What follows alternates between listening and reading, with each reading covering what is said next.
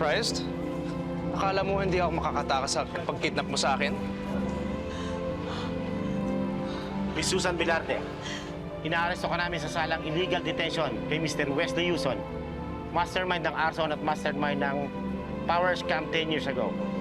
May karapatan kang manahimik at magsawalang kibo dahil ang lahat ng sasabihin mo ay maaaring gamiting pabor laban sa'yo sa anumang hukuman.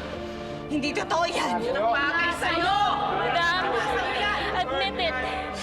Totoo po lahat ng pinagbibintang sa'yo. Matagal na po akong sekretary ni Madam. Alam ko po lahat ng pinagagawa niya. Sir, kunan niyo na rin po ako para at least dito man lang maging proud yung parents ko sa akin.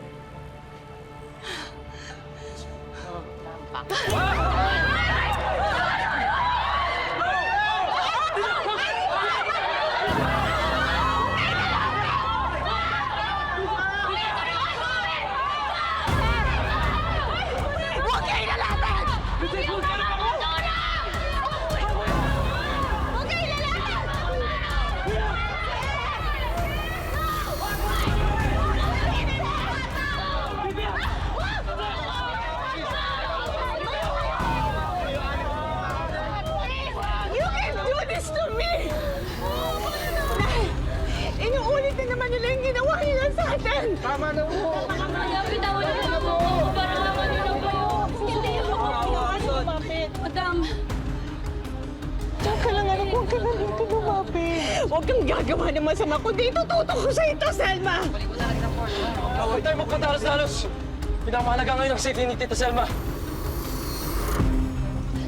Madam, ginawa niyo na po ito sa pau-pau ko. Tama na ho. Pakasama niyo na ho, Madam. Huwag kang lalapit. Halos 10 taon! 10 taon ko pinlano to. Tapos sisirain niyo? I have no choice kundi tapusin to! Madam, lagi po kayong may choice. Kailangan niyo lang pong piliin maging mabuting tao. Piliin niyo po kung anong tama, Madam. Pakinggan niyo po, please, si Cristo. You're right. You're right. At ang tamang gawin, ubusin ko kayo lahat! Starting with you, Selma! Madam, huwag po yung mama ko! Madam! Madam! Madam, huwag po, please.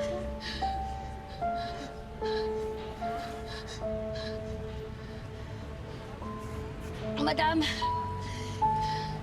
tama na ho itong kasamaan ninyo. Sinira niyo ho yung buhay ko, pinatay ninyo yung tatay ko. Tapos ngayon gagawin niyo po ulit? Gagawin niyo sa buong barangay namin. Madam, tama na ho!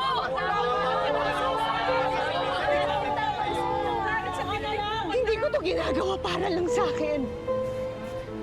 Of all people, ikaw dapat ang makakaintindi.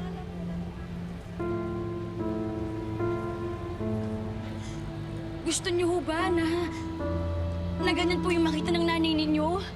Madam, kahit kailan hindi ho tamang gumanti.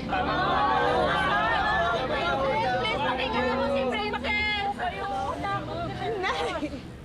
Nay, I'm doing this for you! May gaganti na kita, Nay! May gaganti na kita sa kanila lahat!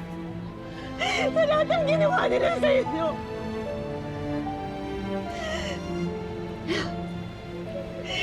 Ginagawa ko to, Princess, para sa nanay ko. Alam mo dapat to. Alam mo yung nangyari sa amin dahil nangyari na yan sa'yo. Madam Susan, alam ko ho. Alam ko po na hindi madali yan, Madam. Pero di ba po, mas maganda kung pipiliin niyo pong maging mabuti. Tanggalin niyo po lahat ng galit sa puso ninyo, Madam. Relax lang. Mag-isip-isip po kayo.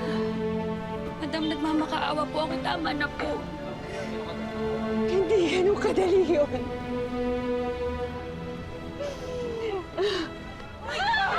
Ikaw ang unahin ko! Bitawan niyo ako! Bitawan niyo ako! No!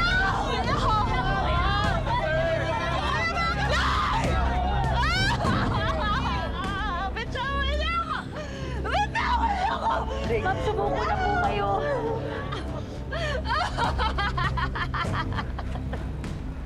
No! Kuya, ulit po. No! No! Umalis kayo lahat dito!